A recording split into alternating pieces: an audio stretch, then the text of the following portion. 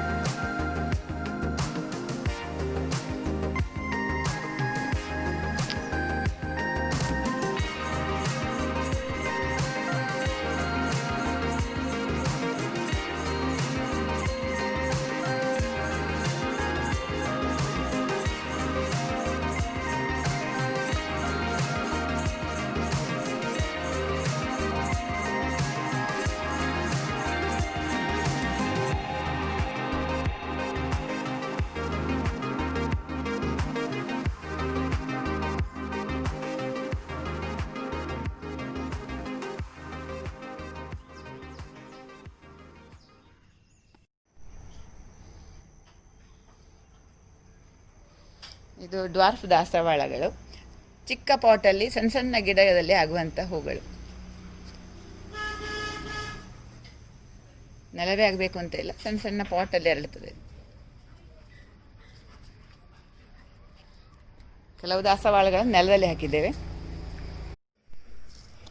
ಇದೊಂದು ಅಲಂಕಾರಿಕ ಹೂವಿನ ಗಿಡ, ಕೋಳಿ ಜುಟ್ಟು ಅಂತ ಇದರ ಹೆಸರು. ಕೋಳಿಯ ಜುಟ್ಟಿನ ಹಾಗಿದೆ ಅಂತ ಬಹುಶಃ ನೋಡಿ, ಹೀಗೆ ಕೋಳಿ ಜುಟ್ಟಿನ ನವಿಲುಗರಿ ಎಲ್ಲ ಬರೋ ಹಾಗೆ ಇದೆ ಅಂತ ಅಂದ್ಕೊಂಡು ಬಹುಶಃ ಕೋಳಿ ಜುಟ್ಟು ಅಂತ ಹೆಸರಿಟ್ಟಿರ್ಬೋದು ಏನೋ. ಆದರೆ ಚಂದದ ಇನ್ನೊಂದು ಹೆಸರು ಇದೆ ಇದಕ್ಕೆ, ರತ್ನಶಿಕೆ ಅಂತ ಹೇಳ್ತಾರೆ. ಹಾಗೆ ಹೂವು ಸಹ ತುಂಬ ಚಂದ, ಭಾಳ ಚಂದ. ಇದರಲ್ಲಿ ಬಣ್ಣ ಬೇರೆ ಬೇರೆ ಬಣ್ಣ ಇರ್ತದೆ. ನನ್ನ ಹತ್ರ ಈ ಬಣ್ಣ ಇದೆ. ಇದನ್ನು ಮಳೆಗಾಲದಲ್ಲಿ ನಾನು ಬೀಜ ಹಾಕಿದ್ದೆ. ಈ ಚಳಿಗಾಲದಲ್ಲಿ ಆಗುವಾಗ ಒಂದು 2-3 ತಿಂಗಳು ಕಳೆದಾಗ ಚೆಂದ ಹೂ ಬರ್ತದೆ. ಹೂ ಬಂದು ಸಹ ಅಷ್ಟೇ, ಈಗ 1 ತಿಂಗಳ ಮೇಲೆ ಆಯಿತು, ಅಷ್ಟು ದಿವಸ ಕೆಡದೇ ಇರ್ತದೆ. ಈ ಬೀಜ ಹಾಕಿದ ಮೇಲೆ ಸಣ್ಣ ಗಿಡ ಬರ್ತದಲ್ಲ, ಆವಾಗ ಅದರ ಚಿಗುರಿನ ಭಾಗ ಮೇಲ್ಭಾಗದಲ್ಲಿ ಚಿವುಟಬೇಕು. ಆವಾಗ ಮತ್ತೆ ಈ ಥರ ಬೇರೆ ಬೇರೆ ಚಿಗುರು ಹೊಡೆದು ಅಲ್ಲೆಲ್ಲ ಹೂ ಬರ್ತದೆ. ಆಮೇಲೆ ಇದು ಬೀಜ ಅಷ್ಟೇ, ಹೂ ಸ್ವಲ್ಪ ದಿವಸ ಆದ ಮೇಲೆ, ಇದು 1 ತಿಂಗಳ ಮೇಲೆ ಆಯಿತು ಹೂ ಅರಳಿ, ಈ ಭಾಗದಲ್ಲಿ ಬೀಜ ಇರ್ತದೆ, ಸಣ್ಣ ಸಣ್ಣ ಬೀಜ, ಹರವೆ ಬೀಜದ ಹಾಗೆ. ಇದನ್ನು ಮತ್ತೆ ಹಾಕಿದರೆ ಮತ್ತೆ ಹೂವಿನ ಗಿಡ ಬರ್ತದೆ. ಪರಿಮಳ ಎಲ್ಲ ಏನಿಲ್ಲ, ತುಂಬ ಅಲಂಕಾರಿಕವಾದಂಥ ಹೂ. ಹೆಚ್ಚು ಆರೈಕೆಯೂ ಕೂಡ ಬೇಡ. ಈ ಗಿಡದ ವಿಶೇಷತೆ ಅಂತಂದರೆ, ಇದಕ್ಕೆ ನಾನು ಏನೂ ಆರೈಕೆ ಮಾಡಲಿಲ್ಲ, ಬೀಜ ಹಾಕಿದ್ದೆ. ಆಮೇಲೆ ಮಣ್ಣು ಕೂಡ ಇಲ್ಲ ಇದರ ಅಡಿಯಲ್ಲಿ. ಅದು ಹೇಗೆ ಅಂತ ನೀವು ತೋರಿಸ್ತೇನೆ ನೋಡಿ. ಇದು